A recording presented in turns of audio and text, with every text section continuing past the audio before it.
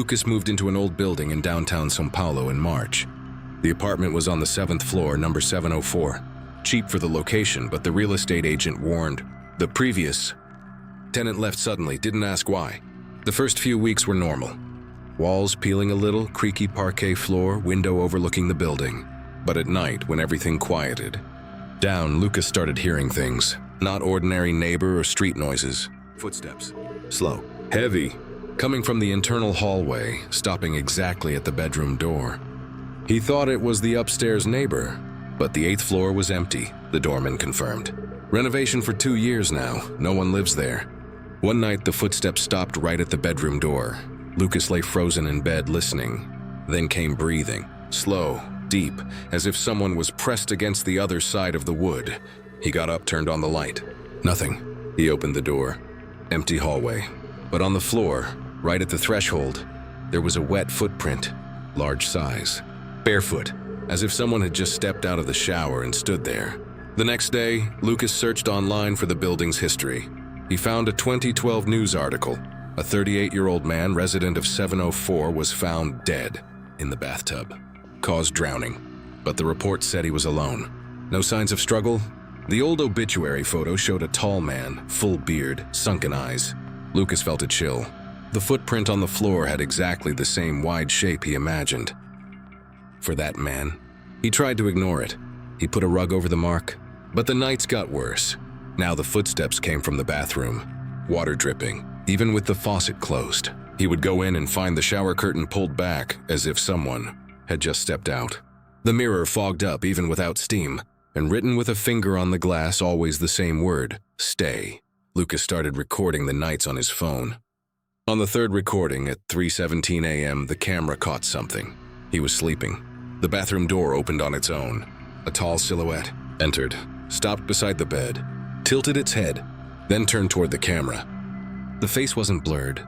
It was exactly the man from the 2012 photo. Full beard, sunken eyes. He raised his wet hand and touched the lens. The image cut with a snap. Lucas never slept in the apartment again. He spent the night on the living room couch, but the sound continued, now coming from the ceiling. Footsteps on the empty upstairs floor, and water dripping from the bedroom ceiling drop by drop exactly above his bed. He called the doorman. The man went up, opened apartment 804, empty. No leak, no one. But on the bathroom floor of 804, there was a wet footprint. The same footprint. Lucas moved out a week later. He took only the essentials, left the furniture, didn't want to go back for anything.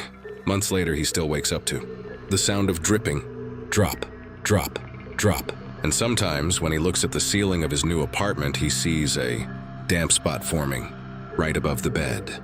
He never lives in a high-rise again, and he never sleeps with the bathroom door open, because he knows that somewhere, someone is still waiting. Someone who hasn't finished their shower, someone who hasn't finished living. Sarah worked the night shift at a 12-story office building in Chicago. The building was old, built in the 1960s, with elevators that were slow and noisy, but reliable. She always took elevator number 3. It was the quietest one. Most people avoided it because the light above the door flickered sometimes. On a Thursday night around 11:40 p.m., Sarah pressed the lobby button. The doors closed. The elevator began to descend. Floor 11, floor 10, floor 9. Then it stopped between 8 and 7. Not at a floor. It just stopped. The lights dimmed slightly. Sarah waited. Nothing. She pressed the lobby button again. No response. She pressed the open door button. Nothing. The emergency phone was dead. No dial tone. Then the elevator started moving again. But not down. Up. Slowly. Past 8. Past 9. Past 10. Past 11. Past 12. It kept going up. Sarah felt her stomach drop. There was no floor above 12. No penthouse. No roof access. The display went blank. Just black. The elevator shook slightly, as if it had reached the end of the cable. Then silence.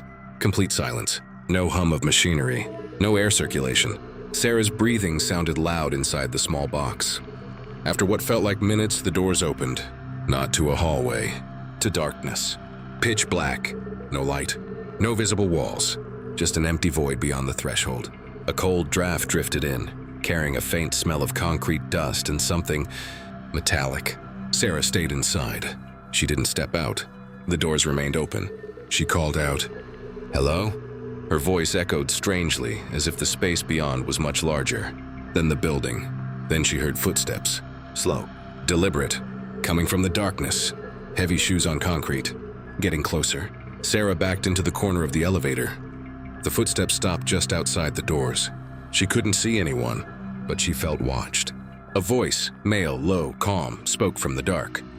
"You pressed the wrong button," Sarah whispered. "I pressed lobby," the voice replied. "Not tonight." The doors began to close slowly. Sarah lunged forward to hit the open button. Too late. They sealed shut. The elevator plunged downward. Fast. Too fast. The floor numbers flashed. 12, 11, 10, 9. It didn't stop at the lobby. It kept going down.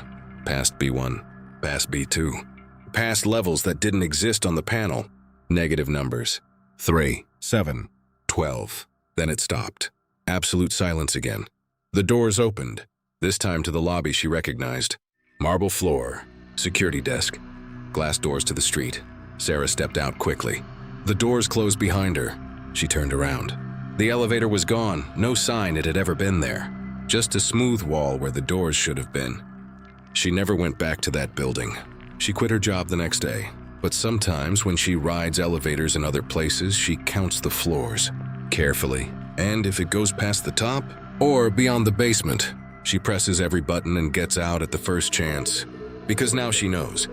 Some elevators don't take you where you want to go. They take you where something is waiting. Ethan was an experienced hiker.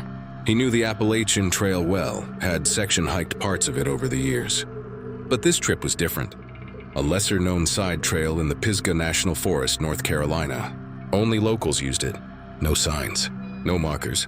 Just a faint path locals called Whisper Gap Loop. He started at dawn. The trail was beautiful, dense pine, moss-covered rocks, a small creek running parallel. No other hikers. No cell service after the first mile. Perfect solitude. Around noon, he stopped for lunch near a clearing. A fallen log, a small stone circle someone had built years ago. He ate quietly. Then he noticed footprints, fresh, barefoot, leading away from the log into the underbrush. Not his. He hadn't taken off his boots. He followed them a few yards. They stopped abruptly. No turn, no retreat, just ended, as if the person had vanished. Ethan shrugged. Probably an animal print distorted by mud. He continued the loop. The trail narrowed. Trees grew closer. Sunlight filtered in thin shafts. By late afternoon, he realized something. The footprints were back, now behind him. Same barefoot pattern, same spacing, following exactly in his boot prints. He stopped, turned. Nothing there, just the empty trail. He picked up pace. The footsteps kept pace. Not louder, not faster, just there, always the same distance behind. He started talking to himself. "All right, whoever you are, this isn't funny." Silence. Then a soft rustle. Leaves moving, but no wind. When he reached the halfway point, a small wooden bridge over the creek, the footsteps stopped. Ethan crossed. On the other side, he looked back. The footprints were there, on his side of the bridge. They had crossed after him. He ran the last 2 miles. The trail opened to the parking lot. His car. He got in. "Lock the doors," started the engine. As he pulled out, he glanced in the rearview mirror. A figure stood at the trailhead. Tall, thin, no clothes. Pale skin almost glowing in the fading light. It didn't move, just watched. Ethan drove home. That night he dreamed of the trail, but in the dream he was barefoot, following someone else's boot prints. When he woke up, there was mud on his bedroom floor, fresh, leading from the window to his bed. And on the floor mat, his own boot prints, but inside them, smaller barefoot prints, pressed deep, as if someone had walked in his steps. All night. He never hiked alone again, and he never goes near Whisper Gap. Because he knows now, some trails don't end when you reach the parking lot. They follow you home.